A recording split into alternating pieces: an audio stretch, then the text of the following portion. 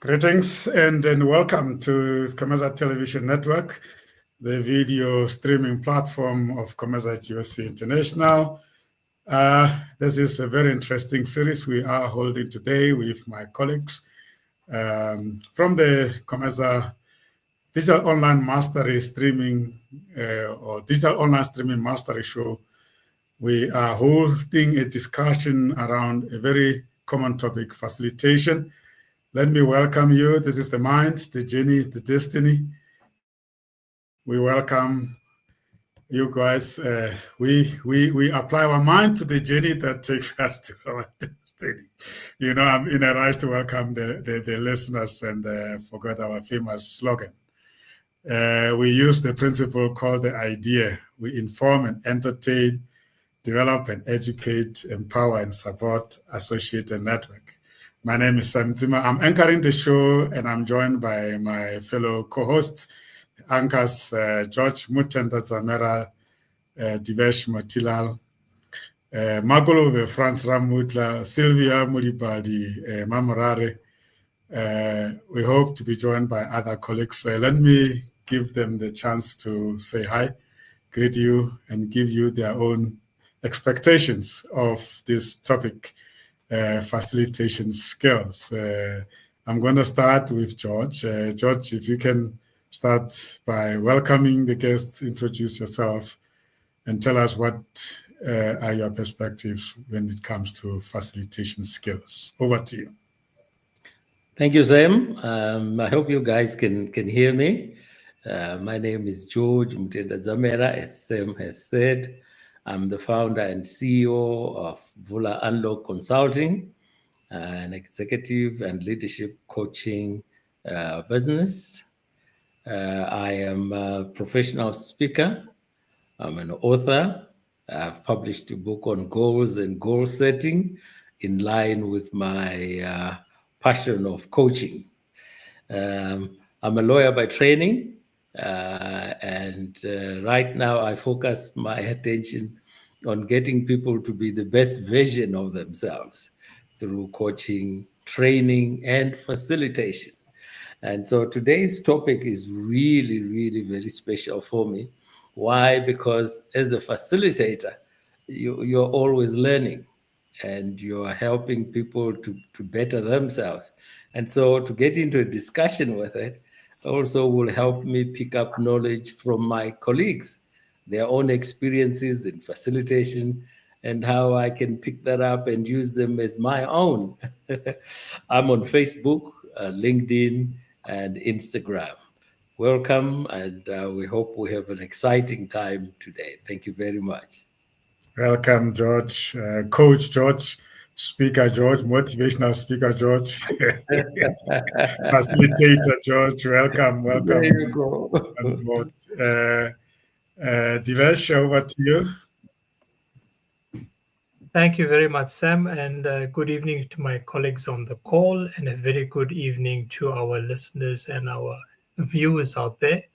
My name is Divesh Motilal. Firstly, I'm a graduate of the COMETSA Digital Online Streaming Mastery Program, which endeavors to help everyone who's aspiring towards being a digital online streaming professional, or if you just want to let yourself be heard and seen anywhere else in the world. That was what the focus of the program was, so that you can be the best that you could possibly be. One of the aspects which even George had mentioned. And for me, facilitation is about, could be to bring the best out of individuals within the team. That team could be forming part of a board. It could be part of an executive committee within a company, but it can also be a group within the community. And as a facilitator, you need to be able to hear all different sides coming from the various stakeholders and be able to channel that towards a common goal, a positive outcome at the end of that facilitation that you would be hosting as a facilitator. So you'd need several kinds of skills to be able to be empathetic on the one hand, to be able to strive the ideas that you receive, capture them, and be able to then find a positive outcome for all the stakeholders within that group. It doesn't mean you have to be the expert in the company, in the area of focus. It's more a expertise that you will build to be able to deal with people and use special facilitation skills, which you will be able to gather either through education or through training, such as programs that COMETSA offers, and be able to then get the outcomes that group is hoping to achieve. Thank you, Sam. It could be a very difficult skill to apply, Divesh, as you have just explained. The idea is to be able to resolve or to align the participants. So I know Mulibali has been involved in quite interesting facilitation roles. Let's take it from there. Sylvia, share with us your perspective around the role that facilitator play and the skill that one must possess to be able to be a good facilitator. Over to you. Yes, good evening to all the listeners. Good evening to my colleagues as well that are the co-hosts, and a very special good evening to you, Coach Zima. Yes, as introduced, I am Sylvia Mamurare. I'm an independent consultant and being involved a lot in the field of the human resource development, or people management. I actually am a member of the COMETSA, and probably one of the youngest members in terms of the joining in this co-members that are here. I'm always excited to be with this team, obviously because of the experience that they are holding, and the fact that, having been in this field for quite a while, there's a lot that one would always say that you gain every time when you leave this platform. But yes, in terms of the background, I also spent 33 years of my career time in the corporate world, and especially because part of my field of work, being in the human resources development, I actually did a lot of facilitation. I think just as the term was also very much widely used at that time, I started basically in terms of facilitating as a facilitator in the training field, a facilitator in terms of the meetings, in terms of the different gatherings. So quite interestingly, that at one time of my career, I had a job designation that was called a facilitator. So I had done it for a number of years, being my co-job. But yes, right now, quite a lot of being involved in it. And I look forward to it because I think as Divesh has said, facilitation basically, we're talking of a role that you actually fulfill at different aspects of different situations. You could facilitate just a simple meeting, or you can be a facilitator as a trainer, facilitating a session where people are learning. I'm actually quite more involved in the church environment as well. And being a lay preacher, there are times where you do facilitate certain spiritual situations. So it's a very important skill that one requires, and I'm looking forward to that. Thank you. Yeah, there's a number of people that play this role of facilitation, but they just don't call themselves facilitators. So we're going to help people today to realize how much of facilitating we actually do in our lives. Perhaps Sylvia and Divesh, you started defining it. Let's just define it and share various number of contexts in which facilitation takes place. We have a methodology here that's an African LEGOTLA facilitation methodology, which is really quite very powerful. But facilitation in various aspects. Let's talk about that so that we can cover as widely areas as possible and help people even that find themselves every time when people are fighting, coming to them and say, can you help me get along with George? because I think George and I don't get along. And then a third person comes in and say, let's have a cup of coffee and find out what is this that makes you fight so much as colleagues. Yeah? So yeah, let's just talk in general, and then maybe for the next 5 minutes, we can be able to come up with a general definition from our perspective that can help people realize how much facilitating they do. George? Thank you, Sam. You know, me and definitions, I like to read them out so that so that I don't give you an interpretation because all of us are facilitators, so we've been doing it for years. But today we are like on the starting blocks to help people who don't quite understand the subject. So really it's going back to basics. And so let me read this definition for you. It says facilitation is the process of guiding and managing a group to ensure that its objectives are met effectively and collaboratively. I think you want to underline that.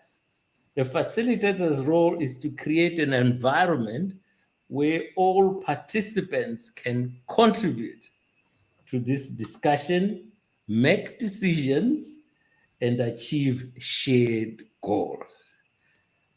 Very key. So collaboration there, the word shared there, very important. So let me leave it there, and then we can pick it up. But it's really, as I say, I love this subject because I do it for a living. Yeah. Wonderful. Can you pick it up from there, Divesh, and add more or expatiate a little bit more on those points George touched on, or even bring more from your perspective? Yes, thank you, Sam. I also, in my intro, had outlined my own definition, which got strengthened by the formal definition that George had shared.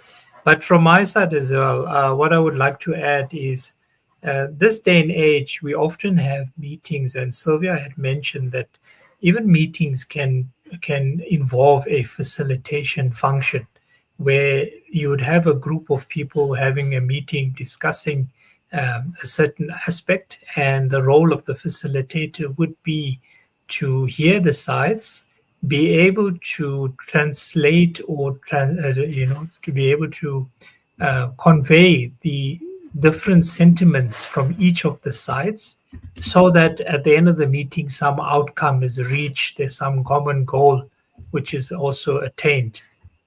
And again, the role of the facilitator could also expand towards selection of certain kinds of tools that might be used from a technology perspective, because this day and age, especially like the platform we're using technology where we're having a meeting, we're engaging with stakeholders from various parts of the world. And in this situation, we have yourself, Sam, who's facilitating the conversation and making sure that, each of us, as we contribute, we stay onto the guide in terms of what the show is about. So that's also a role of a facilitator, that he has to sort of keep these boundaries within the space that you are holding, as well as within the context of what the meeting you are facilitating is all about. Thank you, Sam. Wow. You threw some interesting terms there that I want to just repeat. Within the space that you are holding, in other words, within the parameters. If you are facilitating and people go all over, you have lost it, right? Based on what you have just said. So it's within confinement of a particular space. And then you also touch on a context. So if you're facilitating a conflict, it's going to be different as facilitating a friendly conversation or a meeting. Thank you. I hold it there, and let me take the opportunity to welcome our sister. Jessica, welcome to you. Good to see you. Say hi to the listeners. Tell them who you are and what are your expectations from this conversation called Facilitation Skills. Over to you. Welcome. Thank you, and apologies for the late connecting. I am Jessica Matabata. I am a voice coach. I'm based in Belfast in the United Kingdom. And I'm very interested in this topic because I do facilitate certain, sessions. And I think based on that, it's always important to hear and learn and connect with other people within the same field and always learn new things. Because as I've been facilitating for years and years, it's sometimes easy to get stuck in a rut. And it's always, I'm so looking forward to hearing how other people are doing it. Mm-hmm. George gave us a wonderful definition, and it came up a lot of indicators there. Out of his definition, I picked up that facilitation is a process. That's really beautiful, and of which its objective is to guide or that process that guide the conversation or that itself towards achieving a set objectives. That says to me, before you even accept to stand up and facilitate a conversation, you'll have to understand what you want to achieve with it. And then he says that it can't just be okay to say, I've spent 1 hour facilitating. You better make sure that it was effective and it was collaborative. I like that. It was collaborative. Sylvia, being an expert on LEGOTLA methodology, the concept of collaboration, from your perspective, I'm sure, speak to the LEGOTLA methodology that you grew up experiencing. And I know that there are battling to come through. So we're going to say something about it. But take it from us, Sylvia. Yes, a very important point that you mentioned, Coach Zima. When one is fulfilling a role of a facilitation, as I said, it could be any circumstance or any meeting or any type. The most important thing, as it's already been mentioned by many people, my colleagues, is that you need to ensure that the facilitation is with an intent for the group of people to achieve a common goal. And I think when we talk about the issue of the LEGOTLA methodology, then facilitation becomes even much more a critical point in terms of achieving a common goal. The LEGOTLA experience that I had, I think I've shared with the team lastly when we were talking about the issue of the LEGOTLA in bringing both the traditional aspect as well as the boardroom aspect commonly to pick what works out. So there are dynamics that one needs to understand as a facilitator, because yes, sometimes when we talk about facilitation, which other people might be thinking of equating it with presenting, but I think there's also the dynamic into the sense of when you facilitate, you could be facilitating a situation where your audience or the people that are in the room are the ones that has to do a bit of a talking, are the ones that must exchange the ideas.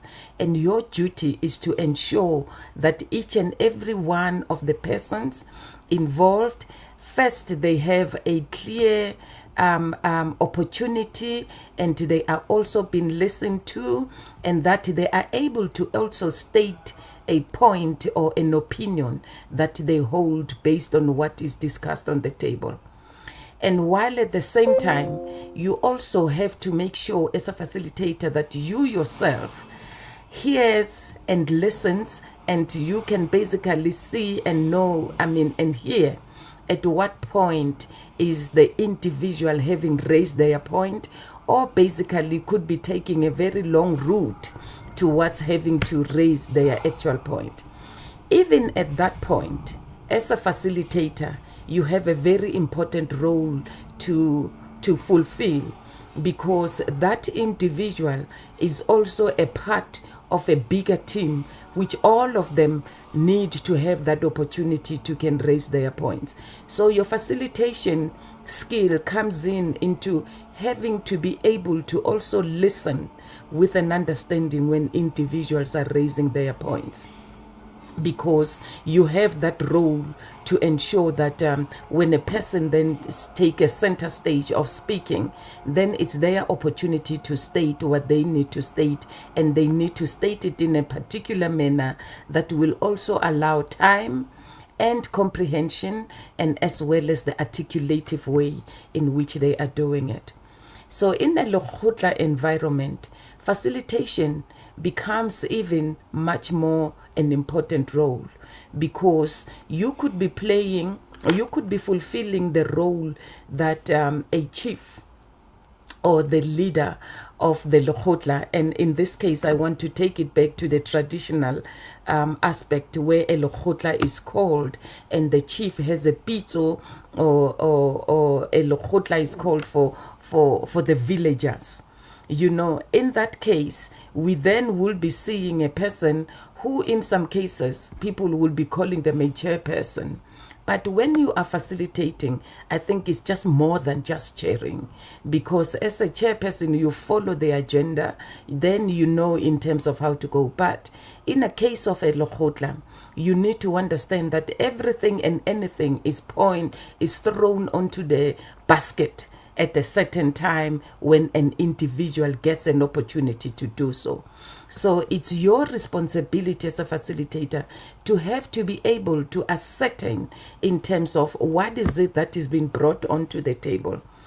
I have facilitated a session where it's not just easy, or it's not the aim of the people to actually have a common goal at the end of the day. You facilitate a very complex situation where people feel that all that I want to do in that meeting is I want to get there and expose George because George has done such a wrong thing. And by the time we leave this meeting, George's behavior should have been exposed, forgetting that George and the other members in the meeting, they could also be seeing something else that you are not seeing about George.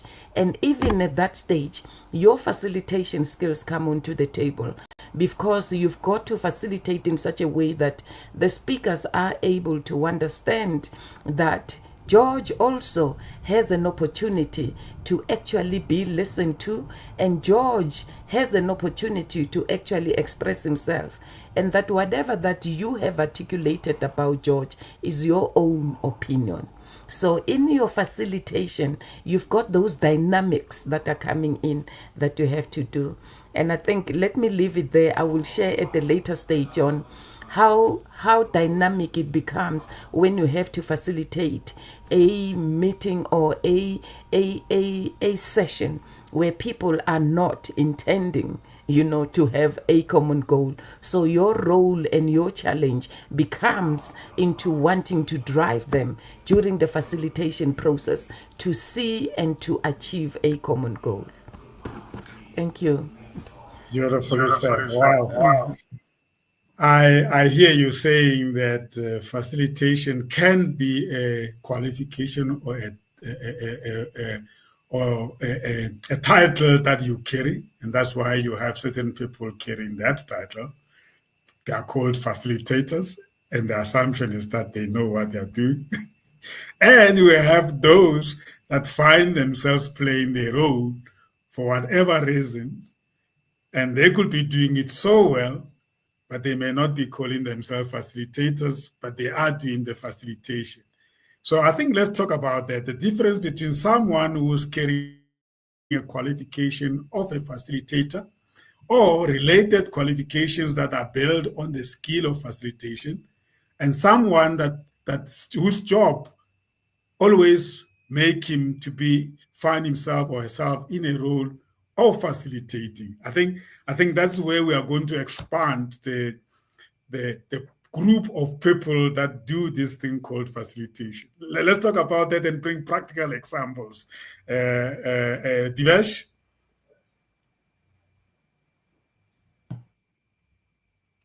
Yes, Sam, I was just busy capturing a lot of the points that Sylvia had raised. And just to also reiterate some of her points, I wanted to just also say that from what she's saying, the great facilitators don't just manage meetings. And often we would get people who hold the title of facilitator, often for the wrong reasons, not necessarily the ones that we highlighted thus far. But I'll share examples where I find where there is a facilitator, but he doesn't have the skills, the ones that we are outlining, where you want to orchestrate breakthroughs, you want to build bridges, especially when there's some conflict in the area. You want to create spaces where every voice matters. And my colleagues on the show tonight have outlined that everyone, especially when we talk LEGOTLA methodology, we want to give everybody a chance to voice their opinion, to give their viewpoints, so that we can also try and accommodate everyone as much as possible. But we need to keep, leading with purpose, listening with intention, and facilitating sometimes even with the heart, especially when we link back to one of our other shows where we talked about the link between the heart and the mind and how you can have holistic well-being with that connection. But in my own environment, we often find that the facilitator is chosen because of his leadership position, which is often not the correct thing to do, because like we've been saying, there is specific skills that the facilitator should have. And often I'm sharing again the negatives of the facilitation experience that I've had, where you have a boss or leader or an executive who's being tasked with the job of facilitating, and often then your stakeholders within that grouping will not necessarily share their own personal views. They'll be scared of the leader. So from that example, what I would say is that for facilitation also to happen properly, you need to be someone who's not necessarily linked to the organization directly. You should be someone coming from outside and being able to then be open-minded to hear the various decisions. Most of the examples I've had, experiences I've had, as I'm saying, you usually have senior management wanting to play that role of facilitation, and often the outcome is already predetermined. It's not through a natural progress, as George even mentioned, a process that needs to unfold, to open up so that you get an outcome which won't necessarily have been predetermined. I'll just stop over there, Sam. Thank you. So you are implying that in the process of facilitating, you should not have personal vested interest in the outcome of that, or you should not be pushing for a particular outcome, but allow the people that are involved in a conversation through a facilitation to determine the outcome. Yes, indeed, Sam. One of the drawbacks that you actually do get is when the facilitator has actually got a vested interest. I've seen other examples where, for example, a board chair may choose a facilitator, but you'd have a session with that facilitator on their own to say, this is the outcome I want. So facilitate the session so that we get to this outcome. It's not the natural progression, the process management, as George had outlined. And again, those are facilitators. Yes, I would agree with the definition. However, those facilitators have a vested interest, which is again then not making the role of a facilitator being that of a professional role. And it should be, as Sylvia had mentioned, it's often a role which is a title for a person. They should be professional in nature.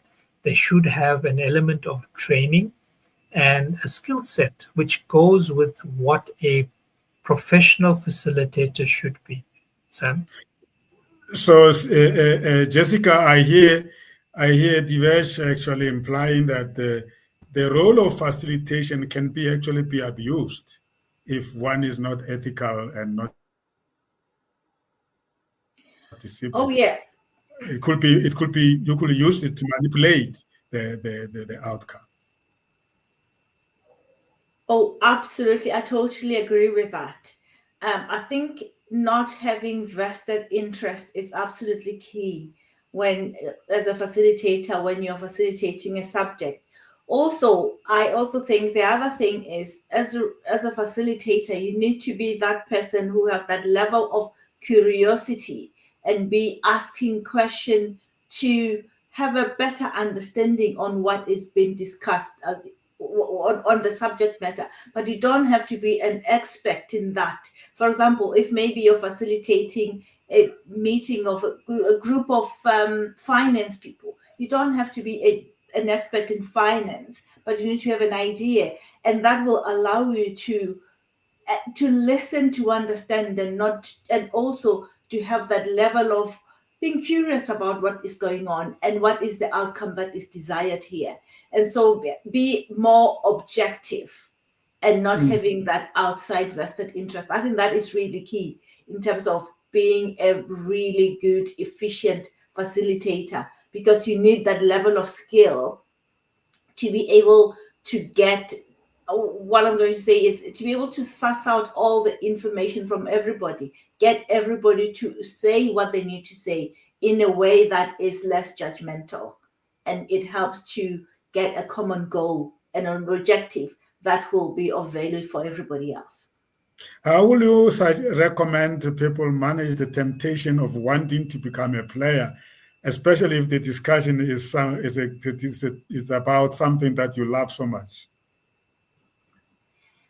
I think that's a really valid question, that because sometimes we put our emotions into things that we shouldn't put. We shouldn't really need to remove our emotion in the action that is happening. So I think that is really important to have that level of self-reflection as a human being, as a facilitator, to reflect on, basically, you have to be able to rein yourself in when you get to that point where you feel that actually I'm being less objective here, but instead I'm showcasing my vested interest in what I'm doing. So having that level of self-control and self-awareness is really important, because So then that will help you take out the emotion out of implementation. Yeah.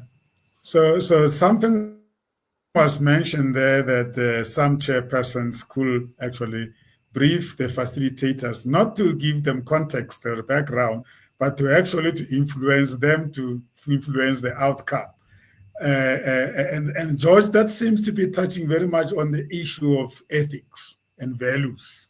You know, if something like that, if it's allowed to happen, actually, it could be leaving a big question mark to the leader himself or herself. Indeed, Sam. I liken, to some extent, facilitation to the role of a judge in a dispute. The issue of neutrality, because you must be a neutral party, and your role is to guide a conversation. And I think with facilitators, we say they must be encouragers. They must encourage the quiet person in the room to contribute. And your facilitator isn't a leader. He doesn't, like if a man is presenting, he is leading people in a presentation. A facilitator plays the role of coordinating a group of views and encouraging opinions to come from those in that space. Bearing in mind that when you start your facilitation, you would have identified an agenda. What are we going to be talking about? You would have set out outcomes to say, at the end of all this, these are the outcomes that we seek. And then you, as the facilitator, is to ensure that there is fair play in terms of who is speaking. So you talk about a boss being a facilitator. Already that creates an element of fear, and therefore the subordinates are going to hold back on certain issues because, hey, I have a family to feed. And yet you as a facilitator at the start of the discussion, that is a point that you raise, that it is in this room, everyone is free to speak, there will be no recrimination, etc. Because without that, it becomes a decided case. That's the boss is going to the facilitator, this is the outcome I want. Remember in the old days, the referees used to go with a decision that who wins this cup today. So penalties were given free, left, right, and center. And that's what you don't want. And so the role of a facilitator really requires, as a colleague of mine says, common sense. But as you know, common sense is not so common, right?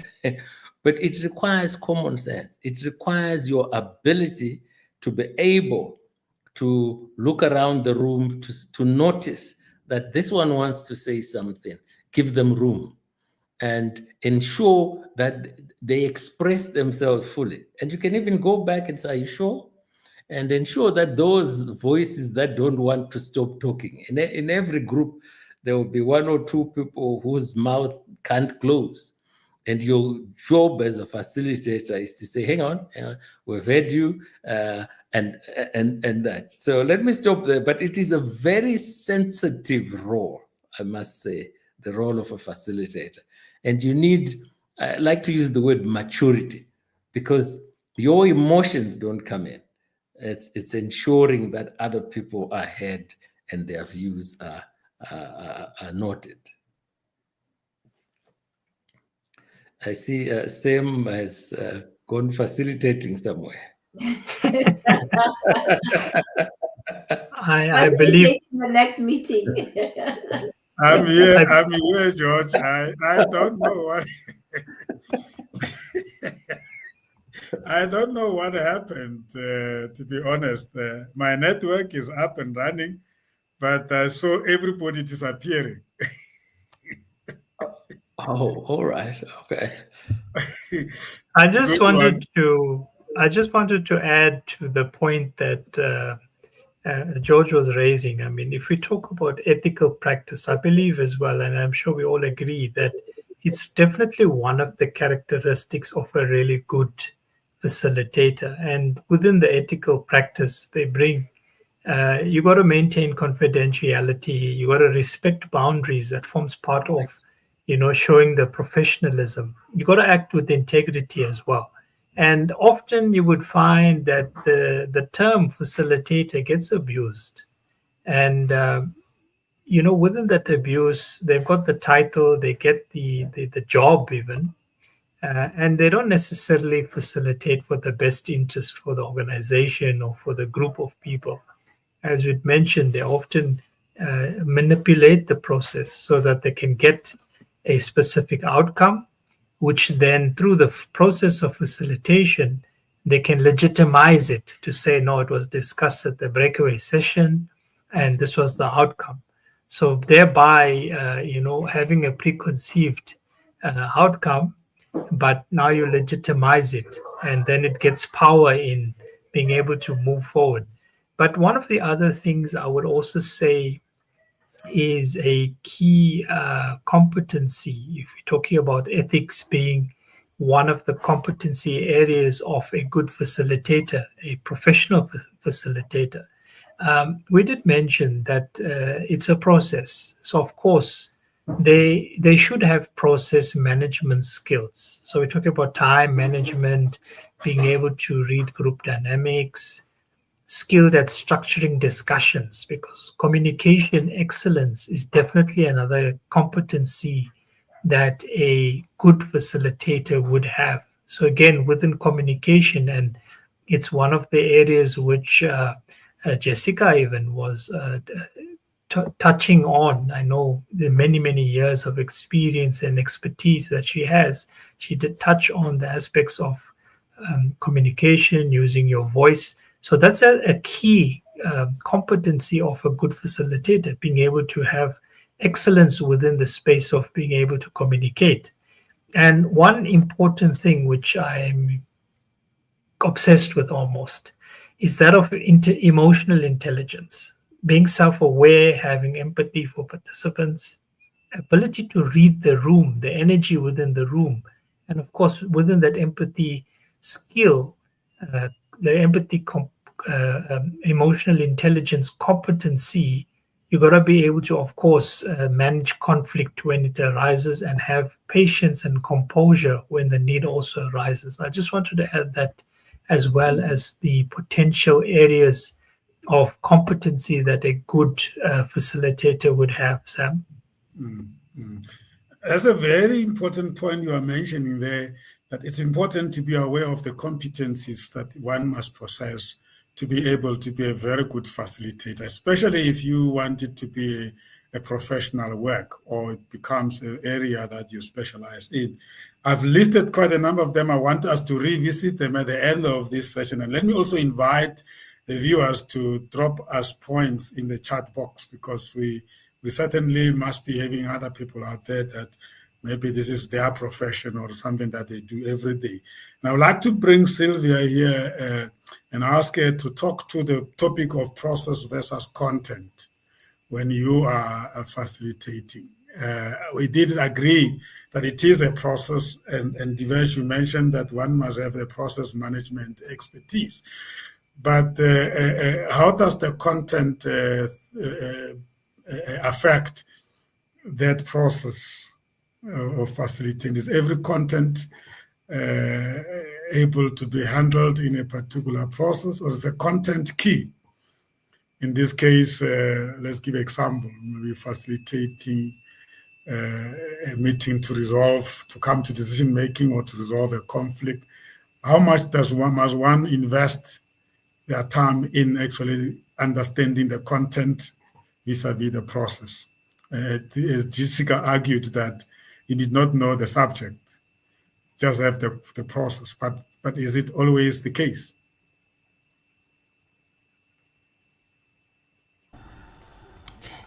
Yes, I think quite critical, coach, that, when you are to facilitate, the issue of the process and the content becomes part of why it's important to have that element of training. I think, as Jessica has put it, that you have to be a person that somehow, in terms of that professional, you had that training. So yes, it's true, you don't need to be an expert of the topic on the table, but you need to have that curiosity, as has been said. So the content becomes critical for you as a facilitator, into the sense that you need to be able to understand when the individuals within a group are making their points, because as a facilitator, you will have a situation where you have to be able to hear where a point is being raised and another individual just repeats the point, or the group as such keep on reverting on the same point, which is already been very clearly articulated. And it's your role to then facilitate the process in such a way that you are able to encourage or to move the group or to drive them to the next point or the next level. But if you do not have much of the content or that curiosity that is mentioned, then you will have a challenge in terms of matching the content as well as the process of the facilitation. So both the two are actually aligned, or they will need to be able to support each other in terms of the facilitation process. You mentioned an example that came into my mind about facilitating a conflict resolution session. You know, when a facilitator is in there, you already know that you are, whether it could be a conflict resolution within a team, a group of people, or maybe just two individuals, you need to know that you are now in the middle. You know, there could be one side which is very much to the left, and there could be another side that will be so much to the right. And your role as a facilitator in this case, it's a matter of, you do not necessarily need to know the content of whatever they are arguing, but you need to have that skill that I think it's George or Divesh that mentioned about the emotional intelligence. Because in this particular case, you are more into listening and more into hearing people putting points which are driven by the emotions. You know, whatever the matter that is being brought there in terms of the conflict, you need to understand that you could be dealing with individuals that are very difficult. You know, because when you are facilitating a conflict resolution session, firstly, you are coming into a state where people emotions are being disturbed. You know, or someone is very much hurt, or someone is being very much discontent with anything that could have happened. So in there, you need to be able to understand at what point you actually allow the individuals to actually freely express their emotions at that particular case. Because in a conflict resolution, so you're coming there to resolve, you know, what could be emotionally a problem in there. So if you as a facilitator do not have that skill in terms of understanding the importance of the emotion that someone could be putting forward, now your role there as a facilitator could be going back to what George mentioned earlier on, to say you also become a judge. You know, because as one individual expresses their emotions, you need, through the facilitation, to ensure that it's also done in the respecting manner. It's also done in terms of considering other people's emotions as well, you know. And in that process, you as a facilitator, your listening skills also come into the table because of the content of what is happening. You should be able to be saying, no, but now the language that you are using, or you are repeating the same thing, so I'm going to ask you to just hold on, take a deep breath, and allow yourself to actually take time to be able to say what you really need to say in this particular case. So that on its own, it takes both the emotions as well as yourself as a facilitator. So the emotional intelligence then plays a role in terms of that conflict resolution situation. I also and I can imagine.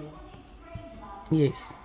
I can imagine how the behavior of the members of the group you are facilitating can challenge some of these principles that we are applying. I'm just imagining, sometimes I ask myself, what goes wrong in Parliament, where even the best facilitators sometimes just lose it. Not because they are of anything else, but just because they are not given time to really apply those principles.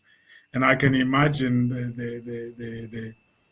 the people that are trained to facilitate such contested discussions must be having other additional competencies that we might not have touched over and above emotional intelligence. Can I just hop in with a quick one for someone listening out there to differentiate between the content and the process? The content is the what. What is it? What information do we need? What are we talking about? The process is the how in facilitation.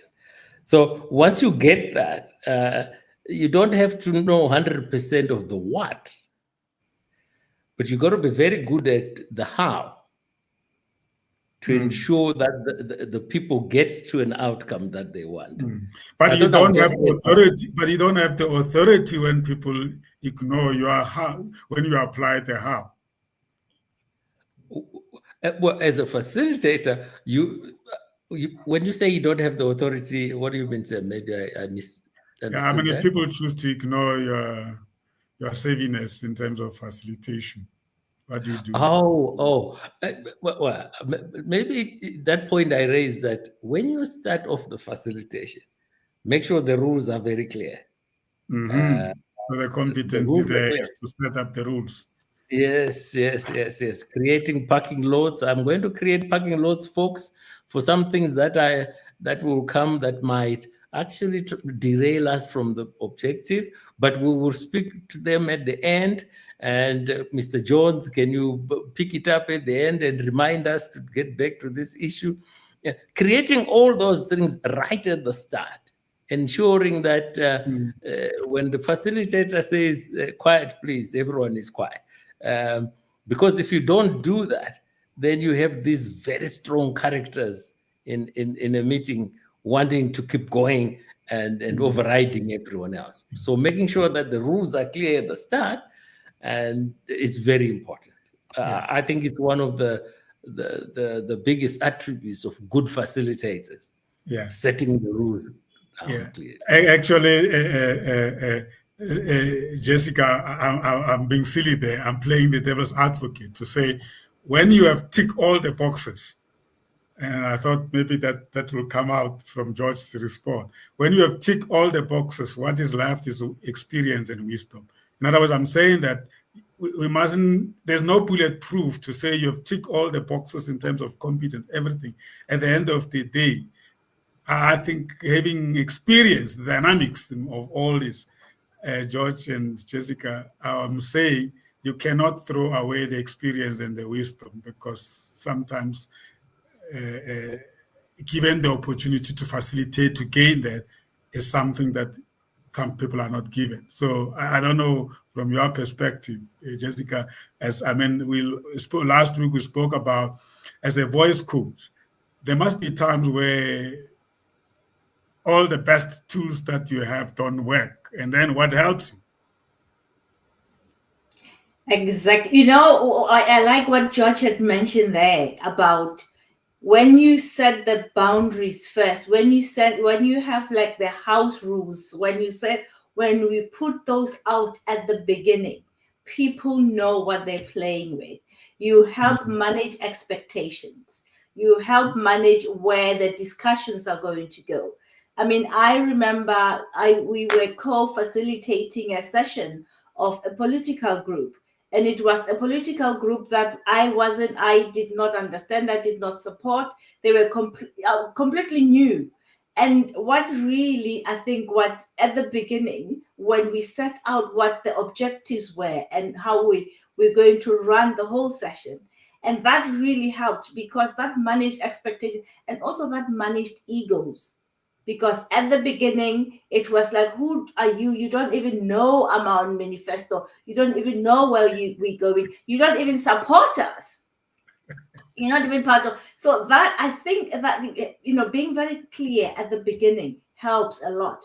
Because at the end of the session, those big egos were like, okay, we didn't quite think this was going to run well. But actually, you not having the in-depth and also the vested interest in our organization helped, because you were able to see some of our blind spots. You were able to hold up the mirror and say, is this where you want to go? Or this is how you're coming across. So that really helps when you're not really deep inside the the organization, or when you don't actually have all the 100% of the how, which is what George was saying.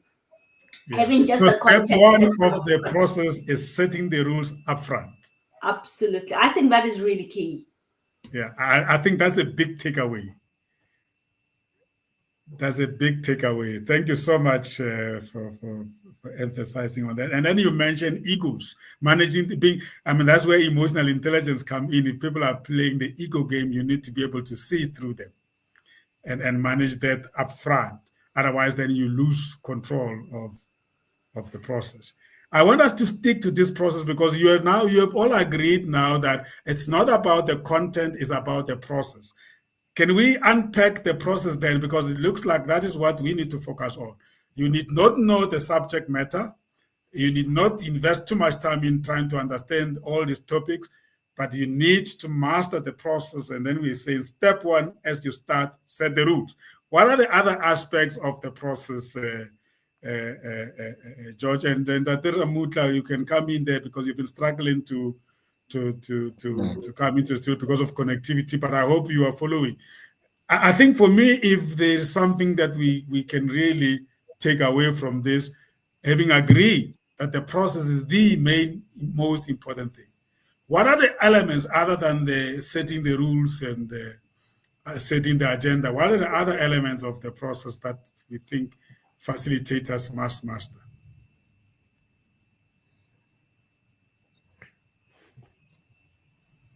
Well, yeah, setting the rules, yeah, certainly understanding the agenda and understanding the outcome that we're gunning for.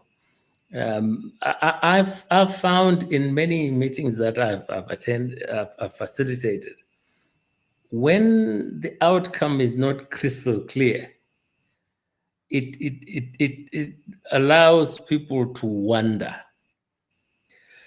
But when it's absolutely clear, at the end of this workshop, this is what we must take away.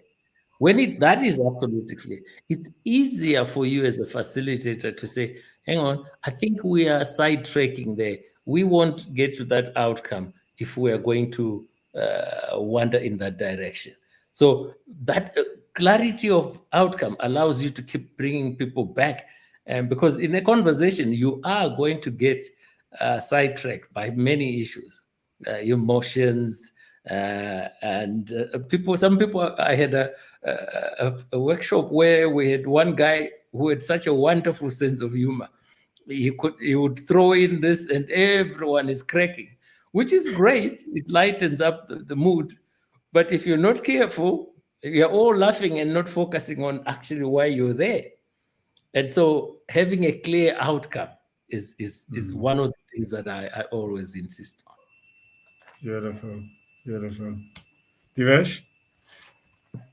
Yes, thank you, Sam. What I wanted to add to what George was saying is in terms of process, my take on it is it depends on which facilitation methodology you will use for the facilitation that you are doing. For example, we mentioned you could be facilitating a conflict resolution between stakeholders. So you'd need to first have an understanding of these stakeholders and what the problem might be, and then select the appropriate facilitation methodology that you want to utilize for that process. So of course, steps then will vary. For example, again, if we were to be doing a board facilitation where you are facilitating a strategic breakaway, for example, your process might enable or entail meeting with the executive committee of the company and developing the material that you'll use for the breakaway session. And at the breakaway session, you will then have the board members, for example, as key stakeholders to engage on the material that's been produced, bring in their new ideas, concerns in terms of what's being presented, and then, of course, come out at the end of that with a revised strategic document for the organization, whatever challenge they were trying to work on. But I would like to also then just share some formalized types of methodologies which one could use towards facilitation. One of which is the World Cafe method, which I know you, Sam, have mentioned it many, many times in our various shows that we've looked at. Another one is the design thinking methodology. And if I just go a little deeper in that one, because I've often used that methodology in facilitations that I have done, you would empathize, have an understanding of what the participants in that facilitation session needs, clarify the core challenges that's being experienced, and then generate new creative solutions, and then test those initial ideas. And at the end of that, your outcome is gathering all the feedback and iterating those solutions into a finalized sort of outcome or a document in that regard. Another one we have is something called open space technology, where you self-organize the agenda, you have participant-driven discussions. So it's a very more open, less formalized kind of flexible structure that you'd have. And then through the engagements, and of course, you need the type of stakeholders, you need to have that energy as a facilitator to invoke those energy from the stakeholders to come out with some kind of organic topics within that facilitation session. And then there's other stuff like the technology of participation, which is more of new age, where again, like George had mentioned, you want to know what do we need, what do we know at the moment, how do we feel about it, what does it mean for the organization or for the group of stakeholders, and what are we going to do about it. And of course, there is other types of methodology. So your process is not necessarily steadfast in terms of this is the recipe. You got to have that skill, yes, but also have an understanding of the various types of methodologies. And once you engage with the potential stakeholder grouping, have a decision within yourself as a facilitator, which one of these methodologies is going to be the best fit for that facilitation session. Thank you, sir. I really like that. I really like this. It's almost like a tool bag of methodologies, and whichever one you are going to use is going to be informed by you receiving the briefing from the stakeholders or whoever, and then deciding on that, and that will inform then the process that you will follow. So you have actually clarified it to us that there's no fixed process that you must follow. There is just a framework, and be aware of that fact that that process will be informed by the methodology you take. Wow. I like this because it's like we are building, Sylvia, if you could just mute, it's like we are building almost like a pack that even those who have not gone to a training course to become facilitators could almost use. You could almost disqualify yourself from facilitating a session when you know what you don't know. And this is great because sometimes, as you said, Divesh, people will point themselves by virtue of the position they hold in the organization, and then they make a mess of this situation and lose the opportunity and not resolved issues. Wow. From a social work perspective, I'm sure you have some insights or to reflection based on whatever you have had. I know you've been battling to come in. We are at the point where we are saying that I think the process is very critical, and we were almost wanting to nail it down as a fixed tick box we follow, and then Divesh has just alerted us to the fact that no, even the process itself is not fixed. It's informed by the methodology that you are going to use. And the methodology you are going to use is informed by the briefing that you are going to receive. And therefore, if you are asked to facilitate, say yes, but please brief me first. And then once you've accepted, as George said, set the rules so that you don't lose control. So that's the pack I think we are building that Ramut. Indeed. Good evening, colleagues. I happened to attend a feedback session where there was a delegation that was sent somewhere to represent the constituency, and a facilitator to provide feedback was appointed, actually to present where the delegation was sent, and then to come back and facilitate the feedback.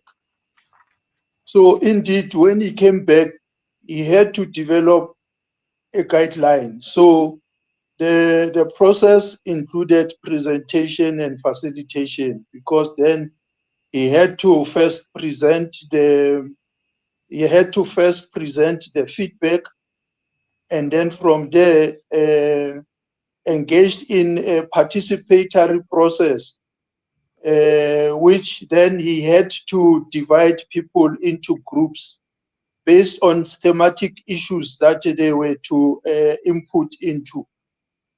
The dynamics there were very interesting, because some of the group members were cooperative and they understood the directives, but there were some that did not want to understand. You know, a person wants to make input in each and every moment, and therefore is not giving other people the opportunity. So based on the nature of the organization that was working on this, that person then constituted a misconduct, and it was interesting in the next meeting. That person had to be called and be reprimanded, but the process of reprimanding him was also a facilitated process, because then there was that presentation of his conduct, and thereafter each and every person who attended the meeting had to confirm that he misbehaved. So this was also a facilitation process, and thereafter he was requested to go outside. There was a caucus. Then it was agreed that he must be struck off the organization, and then he was called and then was struck off the organization. So I wanted to indicate that yes, the process is very important. Some of the processes include both facilitation and presentation, and in the sessions, people are going to behave differently, and therefore calling for the expertise of the facilitator to manage the process. And I'm shown that the process of facilitating the expulsion of the process of the person was a regulated process in this case. I'm throwing a spanner in the works to say that there are certain processes are regulated processes. Even if we are creative and innovative, we are not allowed to go outside those processes. Indeed, they had to read the directives from a document that guides that organization, and then they said Rule 1.2.5 says this, and in terms of your conduct, you behaved outside the rule, and therefore please go out. And when he come back, they told him that he's no longer a member of the organization. Unfortunately, in that situation, there are no appeal procedures. if the group recommends that you are out, let's talk about professions or the kind of roles we play that sometimes are bordering on the facilitation type of. I mean, I'm looking at George now to say, how is facilitation and coaching are related? And I'm looking at Sylvia to say, how is training and facilitation related? And how is chairing and facilitation related? where the border lies, because some, and I think at the beginning we did highlight that be careful that you don't call things that are not facilitation, or they are integrated, they're integral. They're interrelated, in a way. I think Devesh used a phrase that is used in coaching, holding space.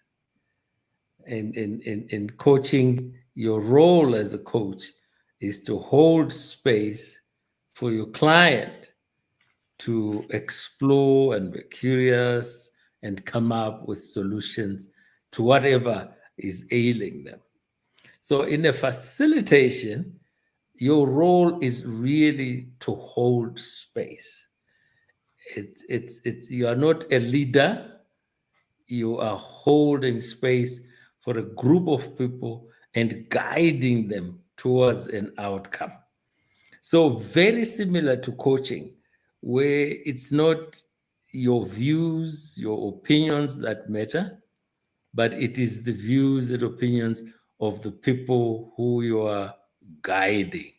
So coaching first, that's why you find coaches naturally migrate towards facilitation, simply because the two really sit very well together. There will be differences here and there, but I think the core and this thing of active listening, because there's listening and there's active listening. And active listening is not just hearing the words, is looking at the body language. And when everyone is fidgeting and you're facilitating, you want to be addressing that and asking, Madam, I see you've been a bit uneasy. Do you want to come in with something? And 9 times out of 10, they will come up and say, you know, what I wanted to say is da, da, da. And before you know it, they have contributed.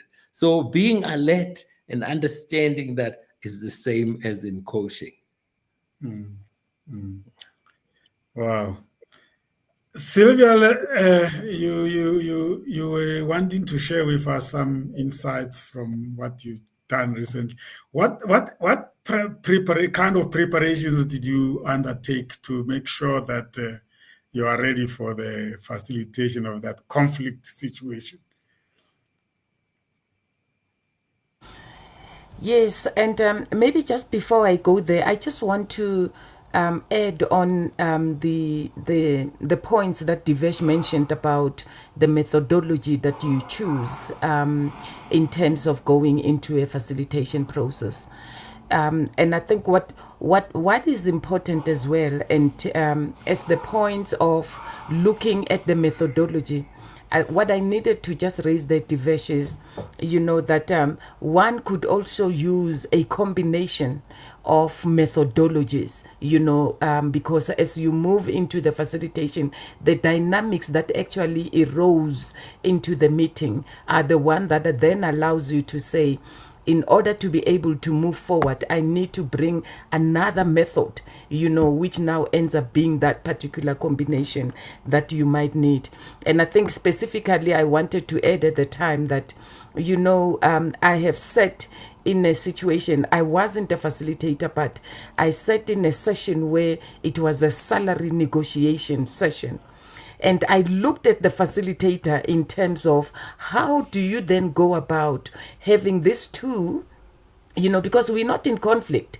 We just are coming there with inputs and ideas, which we want that at the end of the day, they must come up as a certain resolution or an output.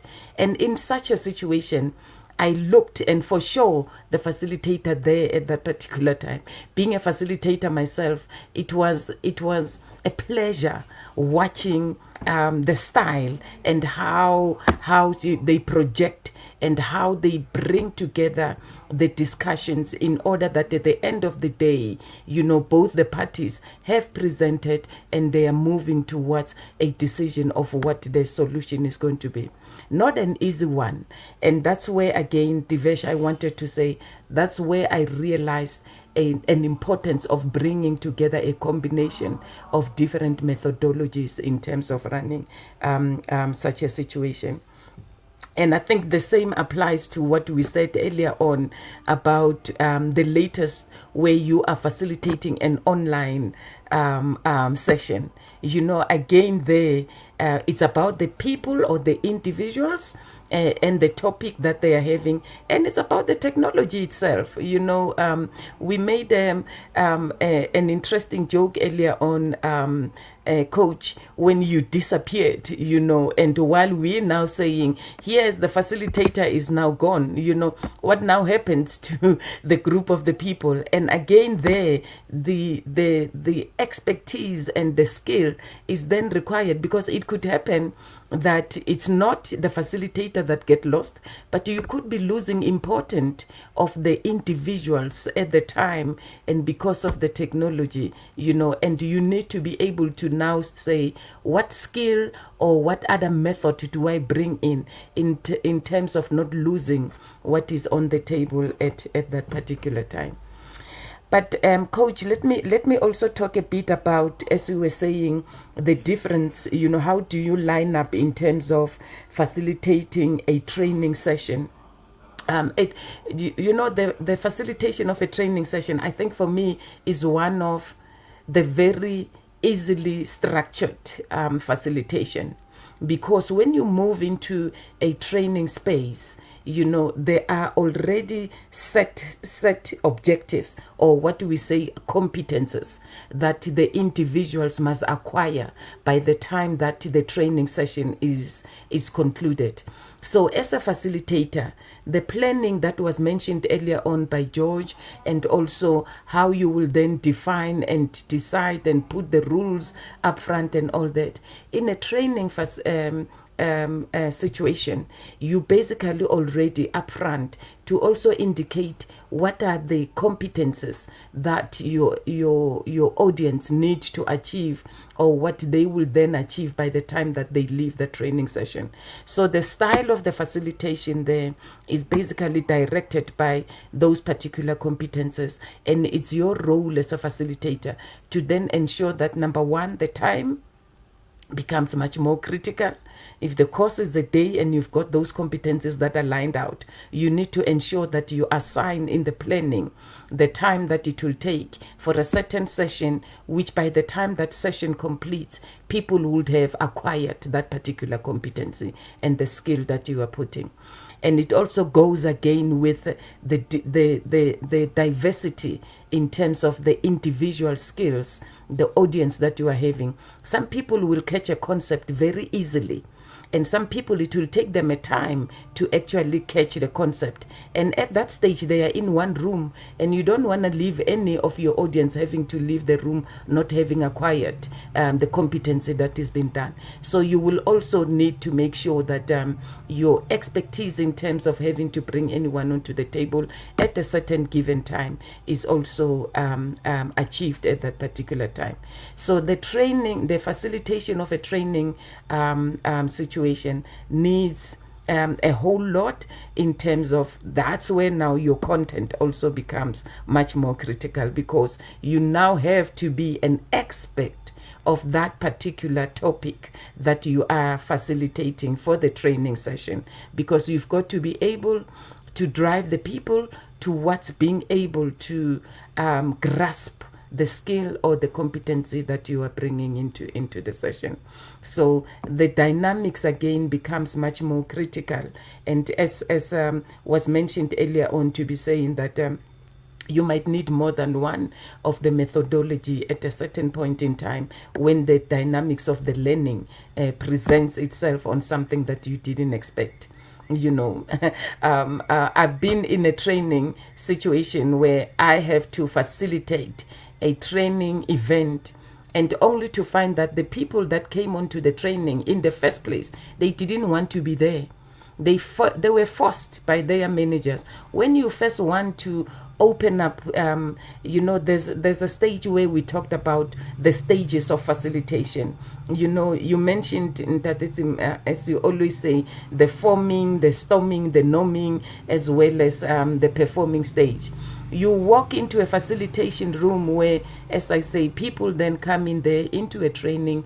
In the first place, they don't know why they are there. They didn't want to be there. And now you have to start the process right from the beginning of having to come up with a forming stage where you have to explain the importance of being here, or trying to make them to want to be there, or understanding the importance of why they have to be in that particular session. All those, they go along with the facilitation that you will be using as a trainer. So those differences do come onto the table, into the sense that there will be situations where the content, or you don't need to be the expert of facilitation, but there are areas where, as a facilitator, you also need to be able to know the content when it is in the training situation. Let me just leave it there for now with those experiences. Can I just jump in there? We were talking about the comparison between facilitation and coaching. And Sam will testify that at some stage we'd organized a client, and I put on a suit and went for a chemistry session. And the client had no idea why I was there, and had no idea that they needed coaching. And in fact, I was asking me to say, why are you here? I don't need coaching. So in that respect, what do you do? So that's exactly what you were talking about. The people don't want to be in the room, but now you must ensure that they are here and understand the why. So these things happen, and it's a learning for everyone. But the parallel there was striking, and I thought I couldn't resist talking about that one.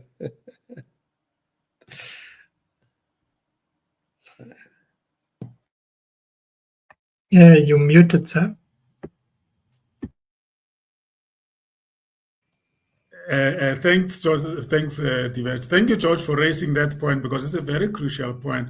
As facilitators and coaches, sometimes we have to be ready to help our clients to really describe what it is that they are looking for. And I think this is very common, especially in business coaching, because there are two lines there. Is the coachee that you are going to be spending a lot of time with, and the sponsoring company, which is actually indirect beneficiary. And they might have seen a need that supersedes the need of an individual. And now the individual comes there and says, but I don't have a problem. But the company sees that you have a problem that can be, or let me not say problem, because coaching is not supposed to solve problems, but it's really to enrich and enhance people's growth. And they just might have not been able to articulate it for you or position it in such a way that is positive. Now you are sitting in this session and you are really facilitating conversation between you and the person who's supposed to benefit from this program. And at that point, you could actually save a situation where there's misalignment between this person and the company, and you can see the benefits for both of them. And now you're going to wear a cap, not of a coach, but of a facilitator, George, at that point, right? Because you want to get to a point where this person sees a need for coaching so that you can really do the coaching. You've come up with quite a very powerful example there that is quite very common. And that's why the onboarding is very critical. And many times as coaches, we just want to start coaching. But if you actually cut steps of onboarding and contracting and clarifying what coaching is, what it's not, what they're going to get, you're actually bound to fail. And I guess it's the same thing in other related fields like training and coaching, because it must be painful, Sylvia, to train people who don't want to be trained.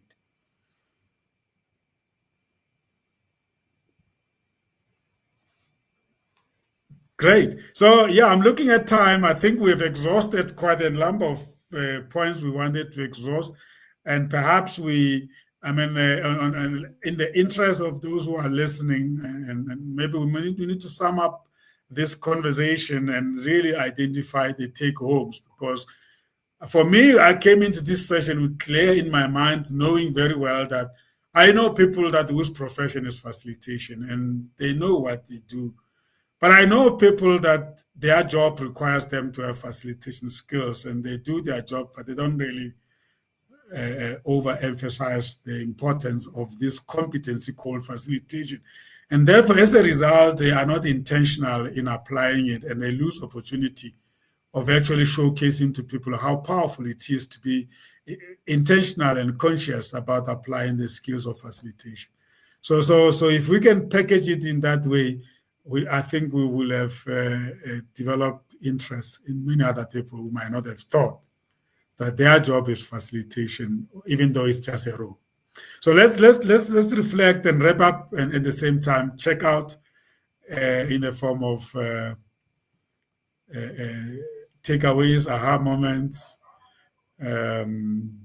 new things that we have brought up to the surface, because that's the whole idea why we are having this conversation. Who wants to go first? Yeah, I can go. All right, go, David. Go. Thank you, George. For me, I want to look at an analogy so that the analogy can actually emphasize the role that facilitation can play, or facilitator. So as we wrap up today's journey into the art of facilitation, I want to just remind our viewers that a skilled facilitator is more like a conductor. They don't play every instrument, but they know how to bring out the best performance in everyone. So your role isn't just to lead meetings. It's to create spaces where ideas can flourish, voices can emerge, and collective wisdom transforms into action. And so from the subtle power of silence to the dynamic energy of breakthrough moments, you hold the key to unlocking your group's full potential. So I just wanted to leave the conversation with that analogy, Sam. Thank you very much. And it's okay to accept when you are not going to be able to achieve that, what you have highlighted, and give those who have that competency to do it for you if you are a leader. You don't have to feel forced to do it just because you are a leader, right, Divesh?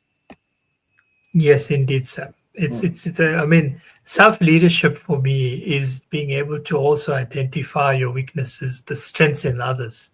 So also to be a good leader, to self-lead, allow those around you who are better at certain skills than you are to take charge of those ones and learn from that experience. Thank you, Sam.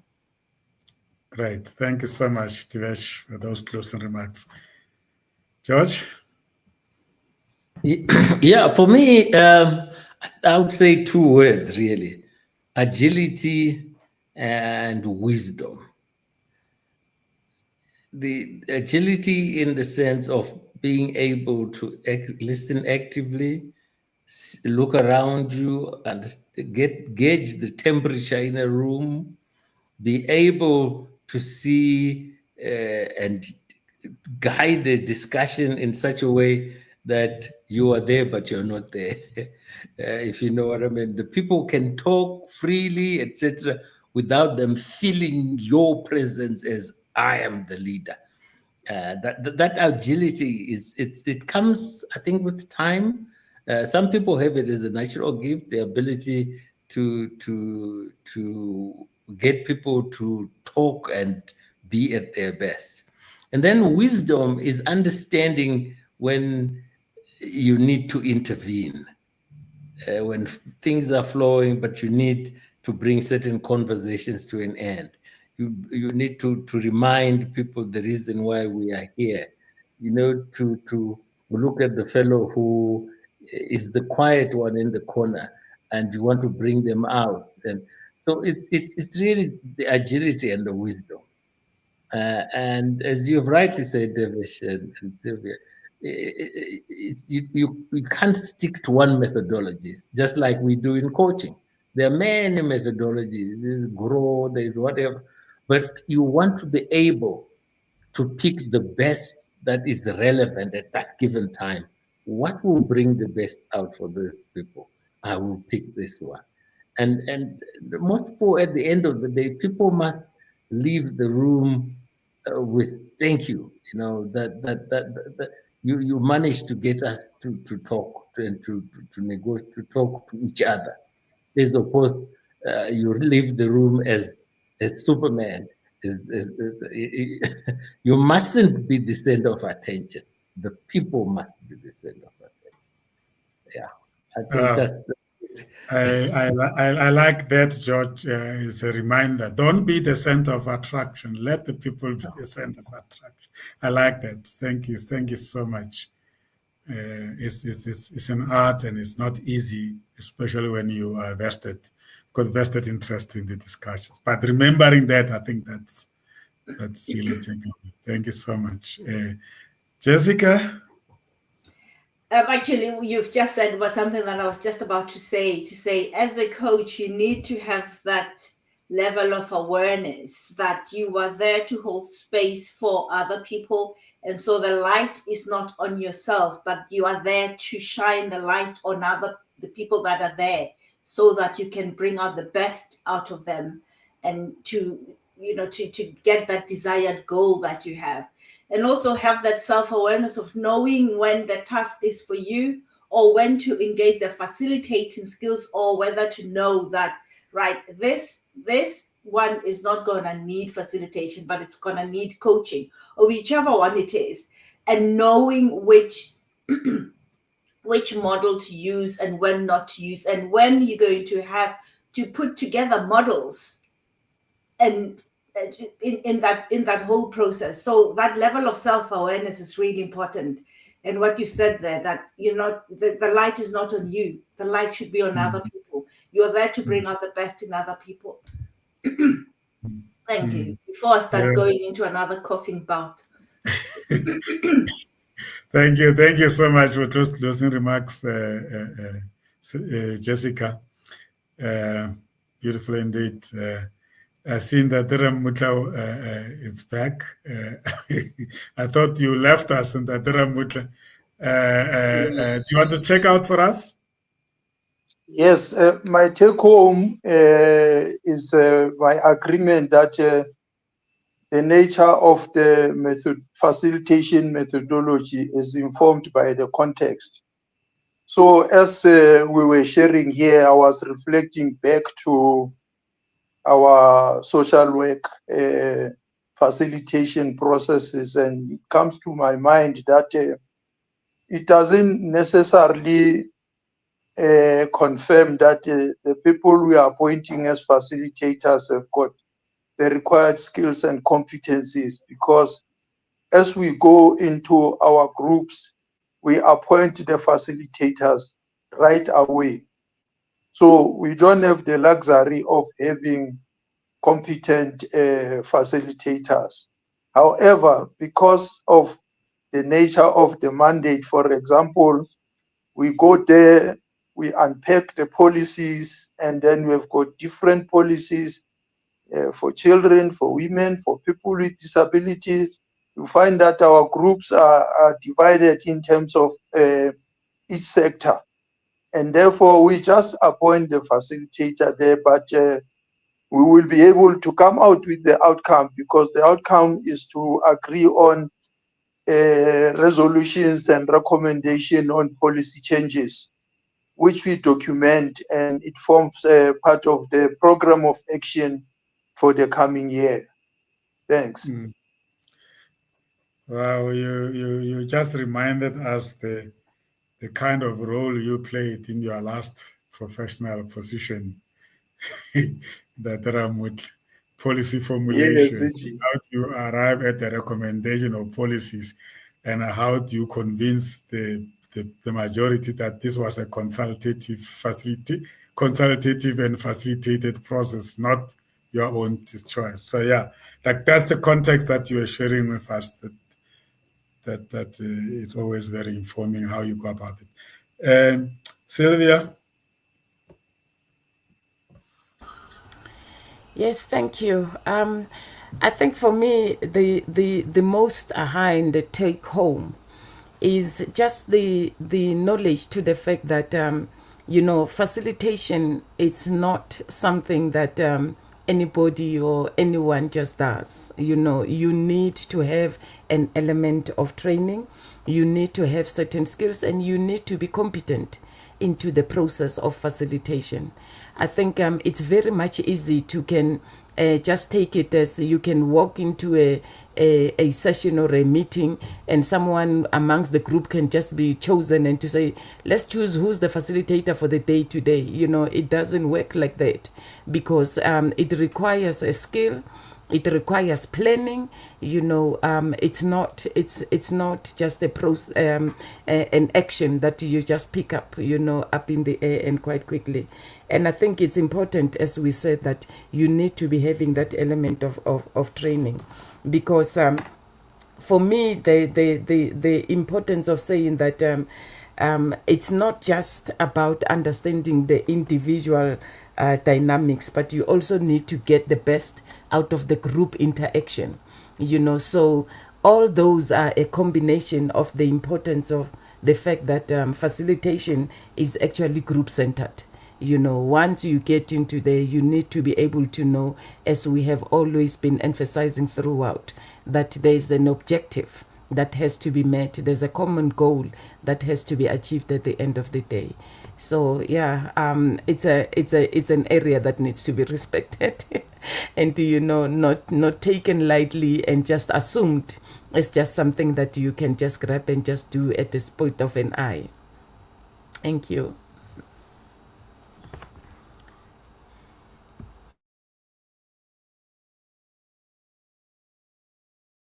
I was saying that it's okay not to be the one to facilitate.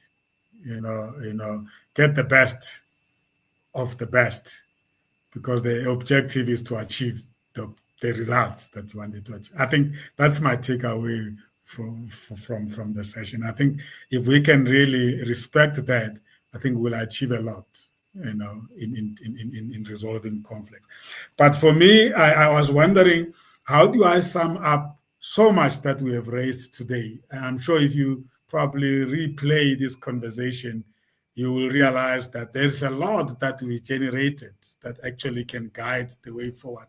And I've just done that in the form of listing the points that you are raising by quoting some words. Keyword for me is the agenda. What is the agenda? You asked me to facilitate. What is the agenda and what do we intend to achieve? Second one that George raised was, what are the rules? People call them the terms of reference, right? What are the rules, do's and don'ts? Because that is very important to make sure that the facilitator is given the space to do what they're supposed to do and is not dominated by the titles that people come with into the session.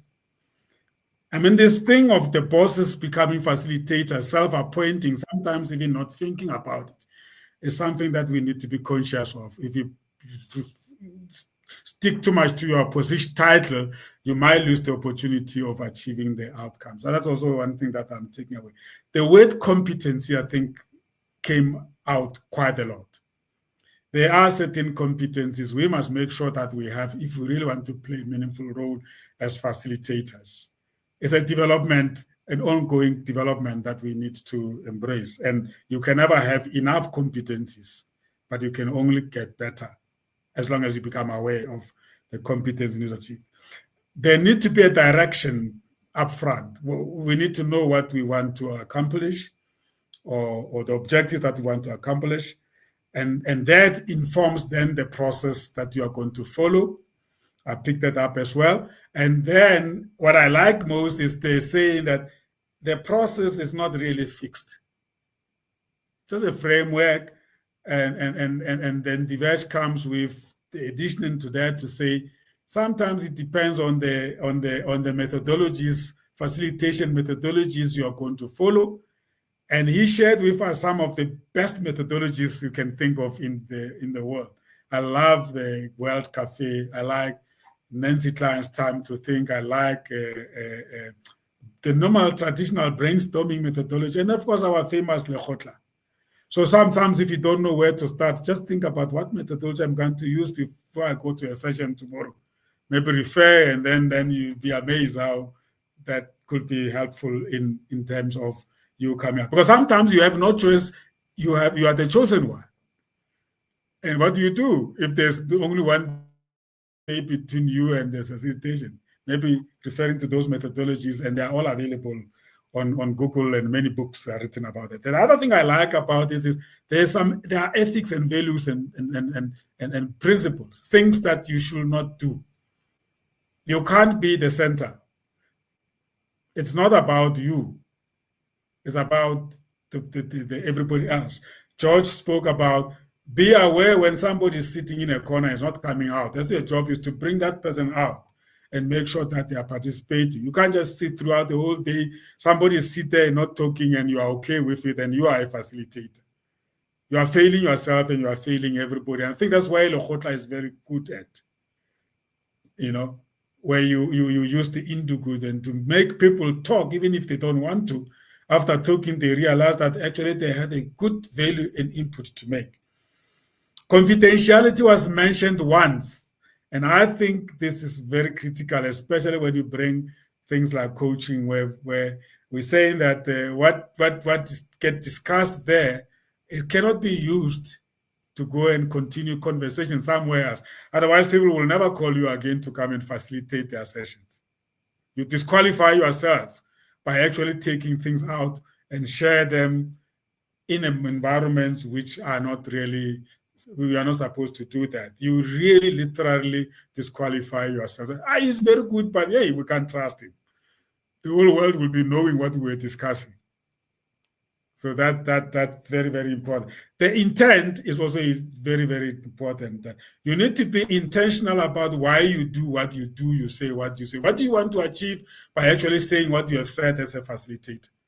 That is more than the objectives. This is, you are sitting in the driver's seat, you do something, maybe, for instance, throw the devil's advocate because you want to achieve something, but only you know why you do what you do.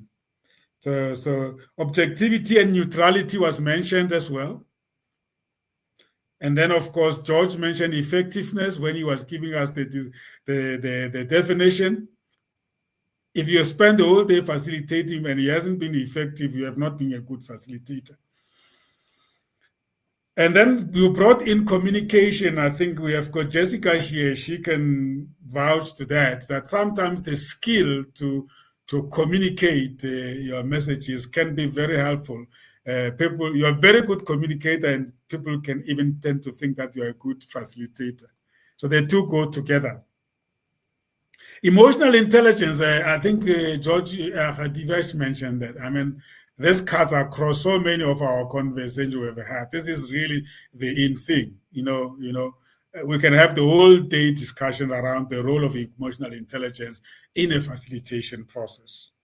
Curiosity was mentioned as well. Be curious. You don't have to know the content, but be curious to make sure to get the best out of the people.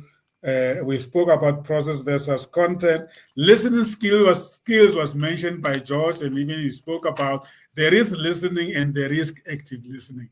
I think, George, that is another topic for another day, because some people who have not specialized in the topic of listening may not understand what you mean. It's Absolutely. Yeah. Absolutely. Yeah. Managing of the egos and alt, that is to be brought in. And then, of course, clarity in the outcome is the last point I want to raise. Thank you so much, colleagues. The whole idea is not to claim to be the experts of facilitation skills. We just want to bring the awareness and to make sure that anybody can do it, as long as you are aware of what you need to be conscious of. And I think in my view, we've achieved that in the name of our principle called the idea. I hope we informed and entertained. We have developed and educated and, of course, empowered and supported ourselves. And, of course, people now know that we are this bunch of people that are interested in connecting and sharing. Thank you so much, colleagues. for being part of this session. Listeners, this conversation is available as a replay. Continue sharing the insights with us. Thank you so much, colleagues. Always appreciate it. Goodbye. And that was COMETSA Television Network. And I was joined by George Mutende Zamera, Jessica, my goodness, you're gonna kill me. Matavata. I mean, I always, when I forget your name, I think of Matavata, and then I remember.